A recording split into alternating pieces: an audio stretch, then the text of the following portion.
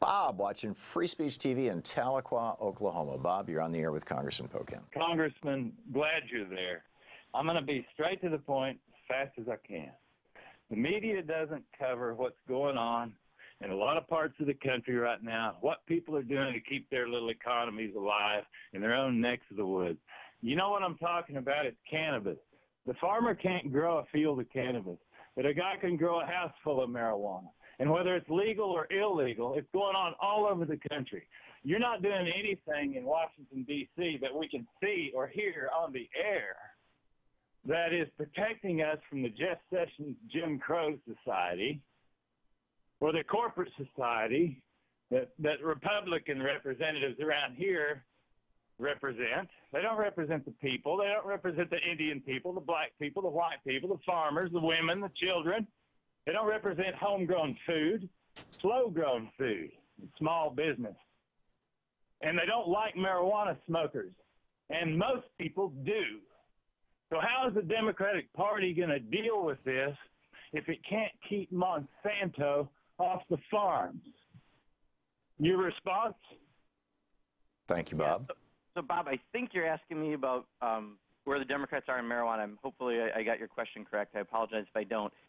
So I think I recently saw, Chuck Schumer made some very positive comments on this. I can tell you, when you look at the legislation that comes through Congress, there are a few Republicans, especially in states like California, who've been supportive, but there's a lot of more Democrats and a growing number every day in support.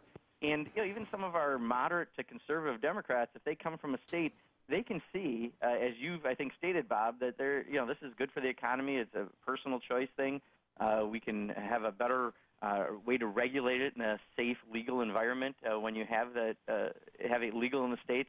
And I think that is a growing movement. Even in Wisconsin, we recently had our Attorney General, Brad Schimmel, who's, thinks he's reliving the 50s as far as his policies go. He tried to ban CBD oil production from legally, a Republican legislature passed a bill to allow you to grow hemp.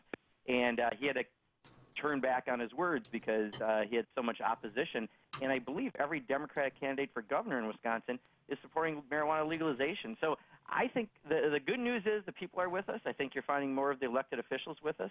As I've said many times on the show, if the people lead, eventually the leaders will follow. So keep leading, Bob. Yeah, that's a great one. Congressman, we just have 43 seconds to the break, not enough time to bring a caller on. How is this moving through the House or Senate, if at all, or is this something that, rescheduling pot at the very least, so it's no longer a federal crime? Do you see any movement in that? I mean, this is something that, libertarians support, and Trump seems to be dancing to the tune of a lot of libertarian billionaires, although I'm guessing these billionaires, pot's probably not high up on their list, but what do you expect to be happening here, and is there any sense of forward motion at the federal level? Yeah, we haven't had a vote in a while, but when we had a vote a few years ago, I think it was pre-Paul Ryan, because since Paul Ryan, not much happens here. At least John Boehner got a couple things done every year. On this, we were within two handfuls of votes of being a pro-marijuana majority in Congress, at least for as far as letting people take their investment, put it in the bank that they make from marijuana business, et cetera. So I think within the next session, we would be in a pro-marijuana majority in Congress. That is great. Congressman Mark Pocan taking your calls for the hour, Middays with Mark here on the Thom Hartmann Program. We'll be right back.